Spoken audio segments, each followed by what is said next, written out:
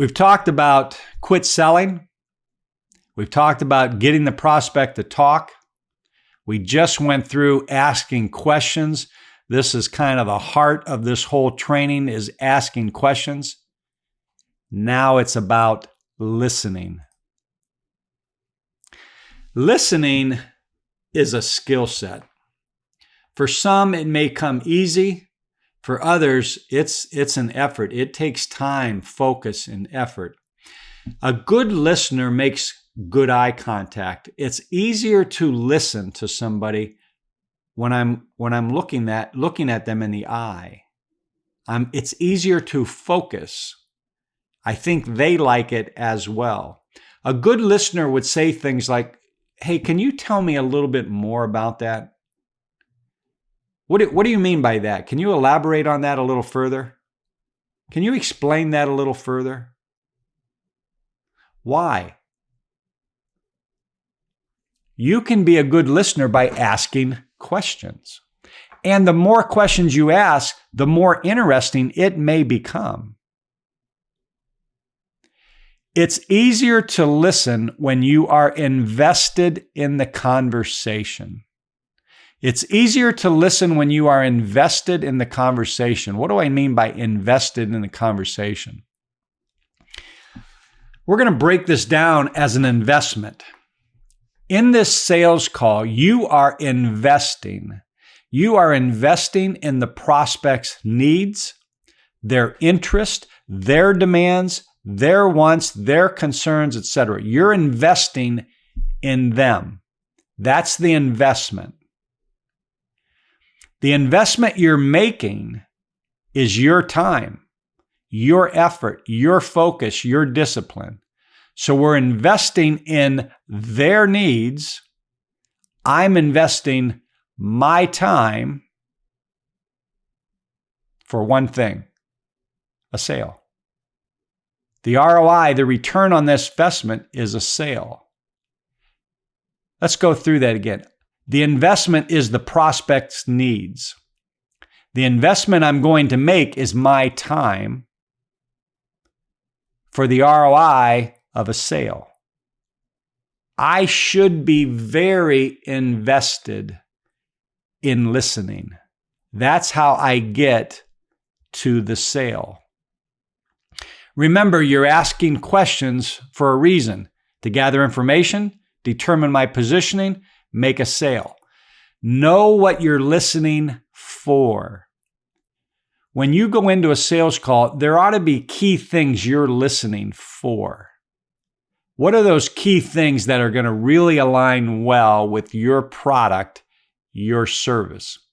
What are those things that if you hear, you may struggle with because your product or your service maybe doesn't address that very well?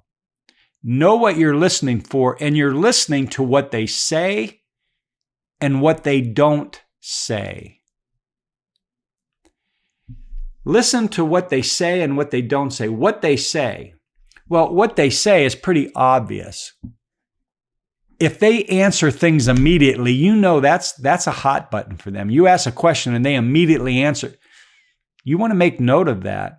That's showing conviction. There's a reason why they're answering that particular question so quick. Is it a conviction for them? Is that a hot button? You're listening for their pain points, their points of interest, their concern. They're going to share. That's what they're saying. They're sharing these. You're listening for their philosophy. They may say, well, John, hey, my philosophy is this. They may not come out and say that, but the other things they say is going to demonstrate what their philosophy is. Their emotion. If you ask a question and you see them get a little fired up, or you see them get emotional about it, you might want to make mental note of that. Topics that they spend a lot of time talking about. These are things they're going to say. What are things they don't say? Well, what about body language? If you ask a question and you see them kind of sit back in their chair and take a deep breath, you may want to make note of that. There's something they're telling you there without speaking. This is something you want to keep in mind. There are certain things in with your product or your industry that you know are valuable, that you know are critical for success. While you're speaking to that sales rep, you're listening. Are they bringing that up?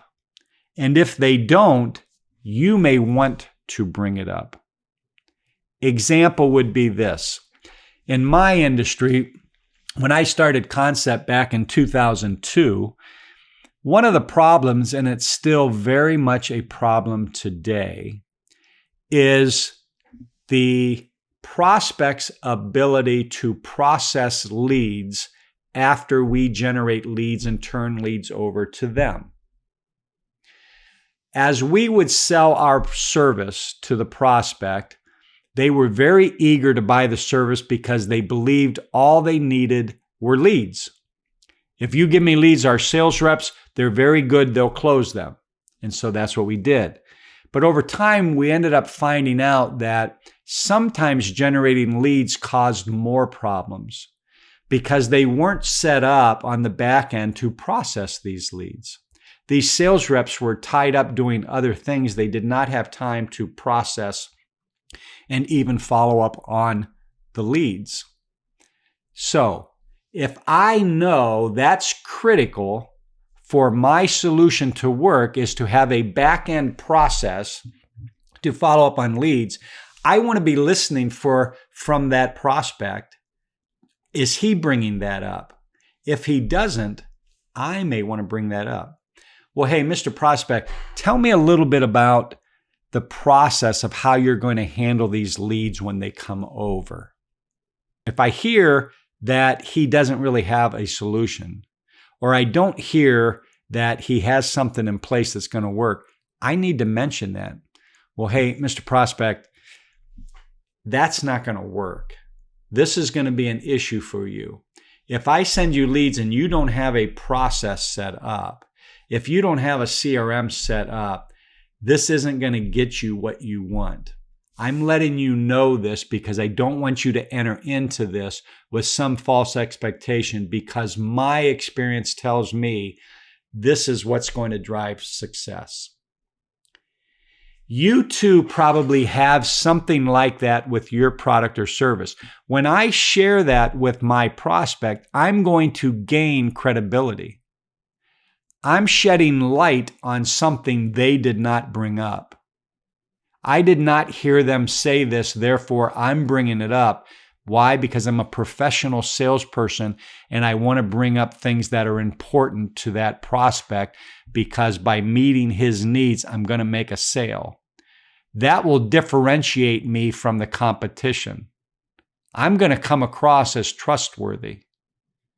I'm potentially making this sale longer than it needs to be, but I'm also establishing credibility with him that I'm an expert in this industry and I'm bringing attention to something you haven't thought about.